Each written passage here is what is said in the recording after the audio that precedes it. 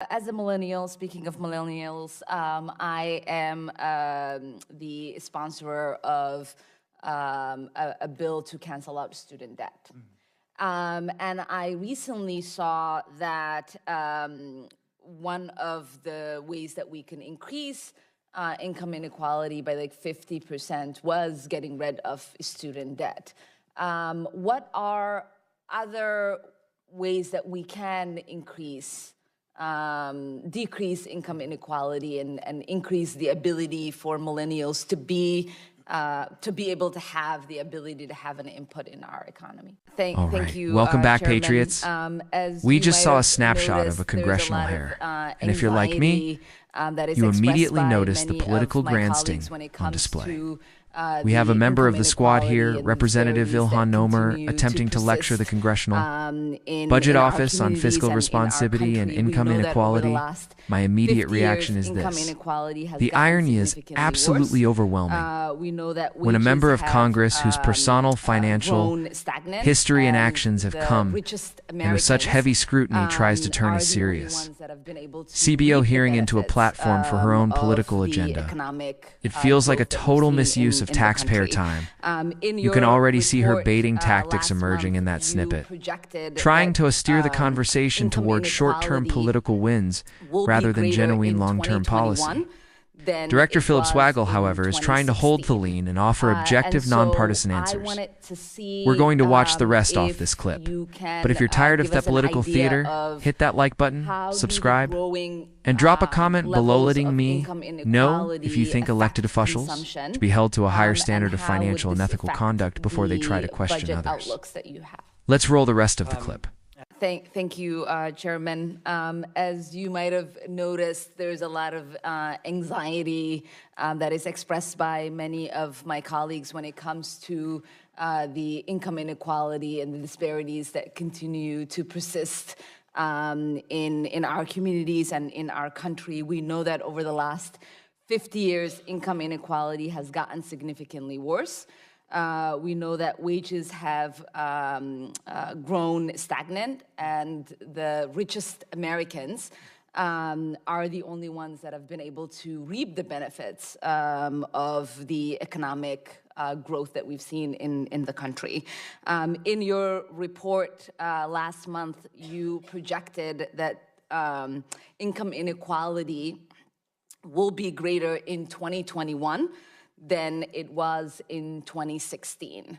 And so I wanted to see if you can give us an idea of how do the growing levels of income inequality affect consumption, and how would this affect the budget outlooks that you have?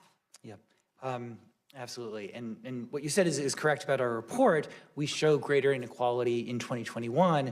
That has different effects on the economy and the budget. The budget is a little difficult to parse out just because the progressive nature of our tax code means that income at the top is taxed more than income at the bottom.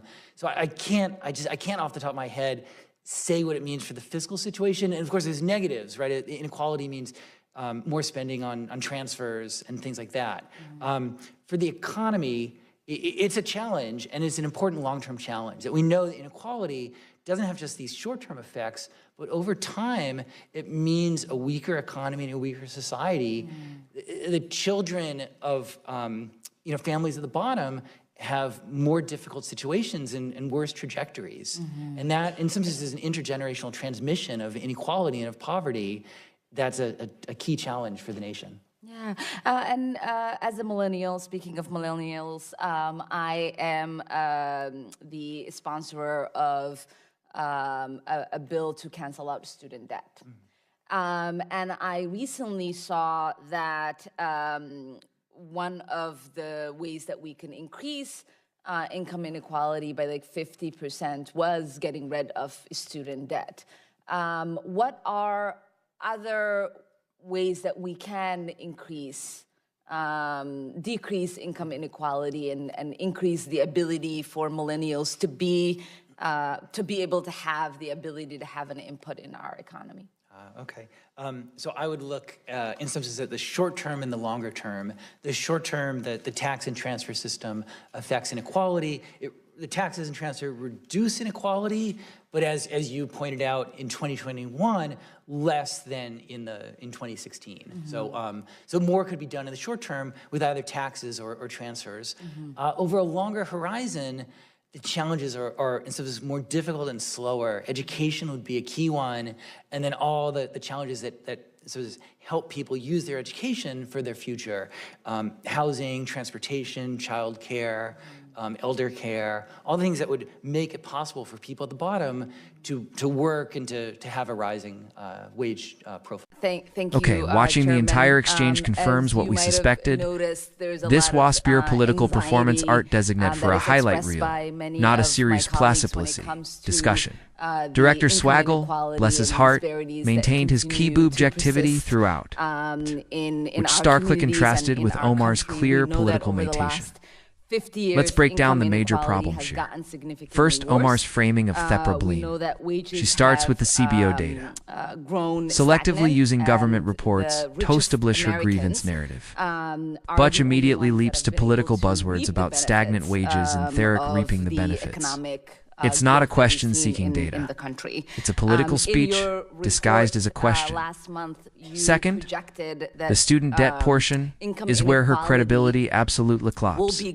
She pushes her bill to cancel student debt, but then she's forced to acknowledge the CBO's counterintuitive ending. Canceling the debt could actually increase income inequality. Think about that. Her flagship policy may worsen the very problems she claims to care about. And frankly, given here an ethical baggage, from campaign finance issues to marriage cantrovies.